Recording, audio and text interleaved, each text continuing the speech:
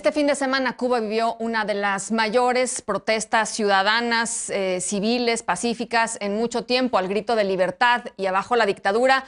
Miles de cubanos salieron a las calles en varias ciudades de la isla en rechazo a la crisis económica y por la grave situación que ha dejado a su paso la pandemia del coronavirus. ¿Y quién mejor para explicarnos lo que está sucediendo en la isla que el internacionalista Mauricio Meshulam, a quien, como siempre, me da mucho gusto saludar? Mauricio, ¿cómo estás?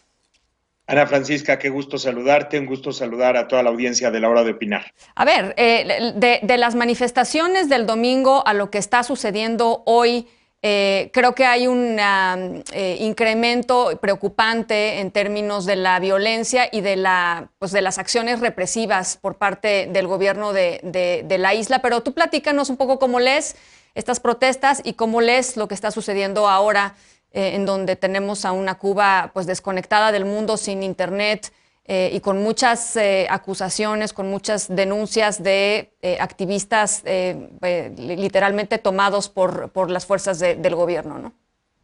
Mira, lo que sucede es una combinación de elementos. O sea, aquí lo que nos tenemos que preguntar siempre cuando ocurren estas cosas es, ¿qué está sucediendo hoy que no estaba sucediendo hace, por ejemplo, un año, hace 2 años? Porque, por supuesto, las condiciones estructurales están ahí y están desde hace mucho tiempo, probablemente desde hace años. Pero, ¿qué es lo que sucede específicamente que funciona como detonante o como explosivo para que tengamos efectivamente las mayores protestas en la isla desde los años 90? Entonces, estos años no habíamos visto nada similar. Entonces, creo que hay que entenderlo a partir de cómo funciona la economía cubana y cómo es impactada específicamente desde la pandemia.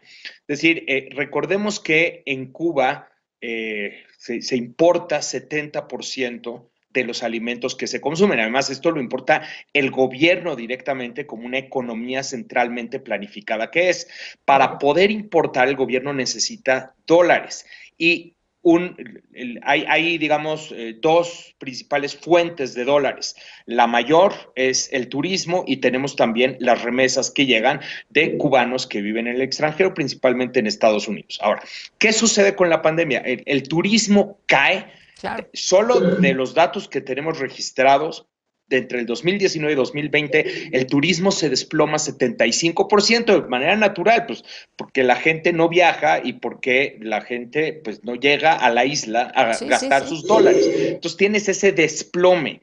Y adicionalmente, pues también vamos a tener un desplome en las remesas. Entonces hay una escasez de dólares, lo que además ocasiona que el precio del dólar suba por la escasez y vamos a ver incrementos en el precio del dólar de hasta el 200 y del euro, 200, 250%. Todo esto se va a traducir en escasez de alimentos que le pega directamente a las personas. Y entonces el gobierno establece una serie de medidas. Por ejemplo, en 2020 se establecen unas tiendas para consumo de alimentos en las cuales solo puedes comprar mediante dólares a través de un sistema de una moneda de divisa que se utiliza en la isla.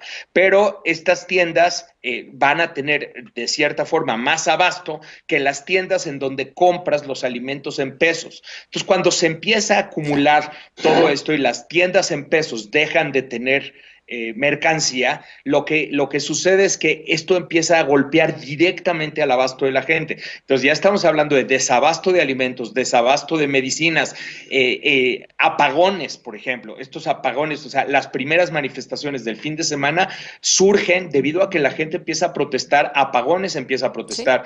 También la falta de vacunas, un incremento un enorme brote de coronavirus en la isla, pero sumado, o sea, todos estos factores económicos, sumado a una frustración acumulada, sumado a la percepción de que el gobierno no está reportando correctamente lo que está sucediendo con la pandemia, sumado a todos los demás elementos que además ya conocemos, que tiene que ver con la represión a la disidencia, la falta de Libertades posibilidades civiles, ¿no? para... Libertades Exacto. políticas.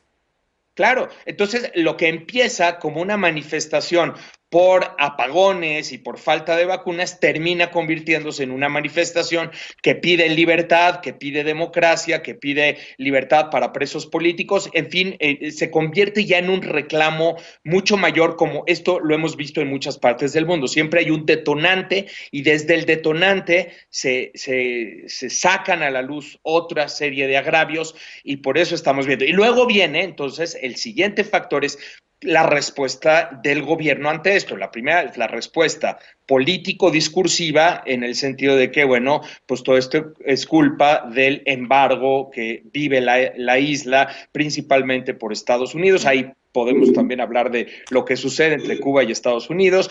Y la respuesta material es las fuerzas de choque del gobierno, cosa que nosotros ya conocemos y la forma como estos manifestantes, como las manifestaciones son contenidas primero, reprimidas y la imposibilidad de salir a la calle, se juntan todos los factores. Ahora, a mí me parece, una de las cosas que me parece más interesantes en esta ocasión, Mauricio, y ya me dirás tú tu opinión, es el hecho de que no hay, por lo menos en estos primeros días de las manifestaciones, no hay un liderazgo opositor en los manifestantes. Es una manifestación muy orgánica y los pocos opositores identificables al régimen no están al frente de estas protestas. Es correcto, y esa es también una de las grandes lecciones de tantos movimientos, manifestaciones y protestas que han ocurrido en el mundo, y a la vez puede ser también un punto vulnerable de las mismas. O sea, lo vimos en muchas partes cuando no existe un liderazgo que aglutina lo que se está manifestando en la calle, a veces es más fácil para el régimen ejercer esta represión y replegarlas, ¿no? Vemos aquí que surgen efectivamente espontáneas, nuevamente. Otra vez, el papel de las redes sociales en la propagación de estas manifestaciones, porque empiezan en 2 pequeños sitios, pero a través de las redes sociales esto se propaga a distintas partes de la isla. Entonces está como esta manifestación espontánea y el crecimiento del movimiento, sobre todo geográficamente. Muy difícil saber en este momento los números. O sea, los medios internacionales empezaron reportando que eran cientos de manifestantes, después los reportes empezaron a decir que eran miles de manifestantes. Entonces también es importante dimensionar hasta dónde crece el movimiento. Es muy relevante porque no había ocurrido en décadas, pero también hay que dimensionar de qué tamaño es y sobre todo en qué medida tiene el potencial de verdaderamente generar un cambio de conducta por parte del gobierno o una desestabilización, o si al revés el gobierno tiene la capacidad de sofocarlo, como también lo hemos visto en muchas partes del planeta. Que ahí hay un desafío enorme para todos los que estamos observando con preocupación lo que sucede en la isla, Mauricio, porque la verdad es que la información sale a cuentagotas. Hoy trataba de revisar, por ejemplo, el número de personas detenidas y es verdaderamente un ejercicio básicamente imposible, porque oficialmente no hay cifras y las que hay pues son cifras que están reportándose por organizaciones muy pequeñitas en Cuba o simple y sencillamente por algunos proyectos periodísticos, pues la verdad, muy vulnerables frente a la abrumadora información del gobierno cubano, ¿no? Y eso es. Así es, y entonces viene esta presión por parte de la sociedad internacional y viene también la presión por actores estatales internacionales. Tienes el caso de Estados Unidos, el caso de la Unión Europea, que demandan a Cuba proteger el derecho a la manifestación y proteger los derechos humanos, pero nuevamente esto también permite, y hay que entender estas 2 caras de la moneda, cuando Estados Unidos sale a hablar en contra de Cuba, esto permite discursivamente al régimen insertar la problemática dentro del mismo discurso de la Guerra Fría y entonces nosotros somos los revolucionarios, quienes se están manifestando son antirrevolucionarios que no están de acuerdo con la revolución, etcétera, y entonces se inserta toda la problemática que existe entre Cuba y Estados Unidos desde mucho tiempo atrás. Entonces hay que ver en qué medida medida esta presión internacional realmente ofrece posibilidades para ejercer un cambio de conducta o si esto es simplemente sofocado como ha sucedido en el pasado.